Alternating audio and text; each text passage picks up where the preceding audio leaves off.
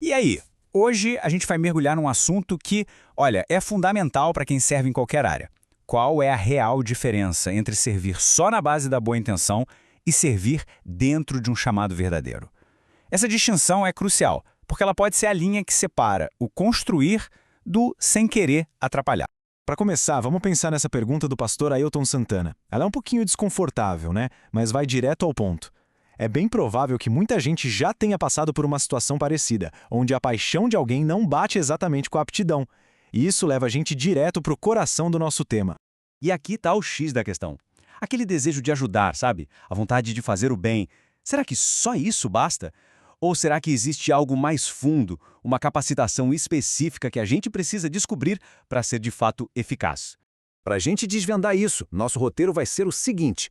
Primeiro, vamos ver os riscos de agir só com boa vontade. Depois, a gente vai diferenciar o que é um chamado de um simples sentimento.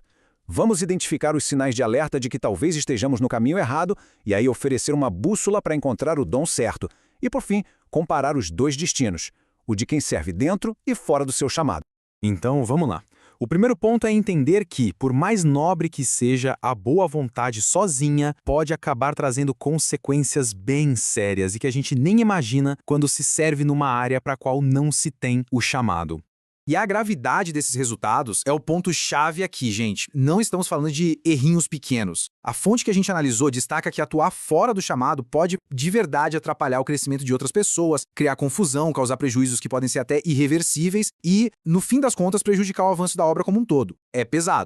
Essa analogia aqui ilustra a situação perfeitamente. Pensa só, um cirurgião cheio de boa intenção, mas sem nenhum treinamento. O desejo enorme que ele tem de salvar uma vida não vai impedir que ele cause um dano fatal. Da mesma forma, no serviço, a falta da capacitação certa pode acabar machucando justamente as pessoas que estamos tentando ajudar. Ok, agora a gente vai para um ponto crucial. Entender o que é um chamado e, mais importante ainda, o que ele não é. Existe uma confusão muito comum entre ser usado pontualmente por Deus e ter de fato uma vocação contínua. Essa comparação aqui é fundamental. Ser usado por Deus pode ser um momento incrível, poderoso, mas isolado. Deus pode usar qualquer pessoa a qualquer hora. Agora, ter um chamado é outra história. É uma capacitação contínua, um dom específico para servir em uma determinada área. É o caminho da vocação, não só um evento esporádico. Então, o ponto central é essa definição. Um chamado é uma habilidade que vem de Deus para atender às necessidades específicas das pessoas. Não é sobre o que a pessoa sente vontade de fazer, e sim sobre a capacitação que ela recebeu para edificar os outros. Certo, mas como é que alguém pode saber se está no caminho errado? A boa notícia é que existem alguns sinais de alerta bem claros, que funcionam como um GPS interno, sabe? Eles indicam que talvez seja hora de recalcular a rota. Se liga nesses pontos.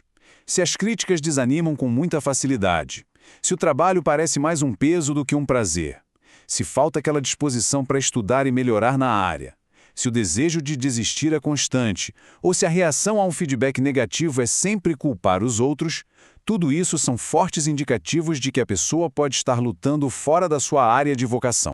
Mas calma, não é só sobre identificar os problemas. A fonte que estudamos também nos dá uma solução, uma espécie de bússola com 4 passos bem práticos para ajudar a encontrar o verdadeiro dom.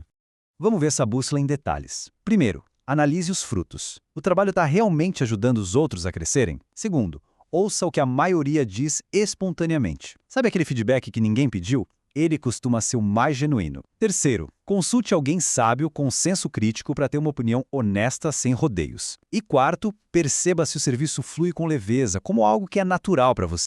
E isso nos leva a essa conclusão poderosa. Quando alguém está no seu chamado, as coisas simplesmente acontecem. Existe desenvoltura, clareza, uma facilidade que é natural. Isso não quer dizer que não vai ter desafio, claro que não. Mas a essência da atividade flui, não é algo forçado. E agora vamos para a nossa última parte, onde a gente compara os resultados a longo prazo.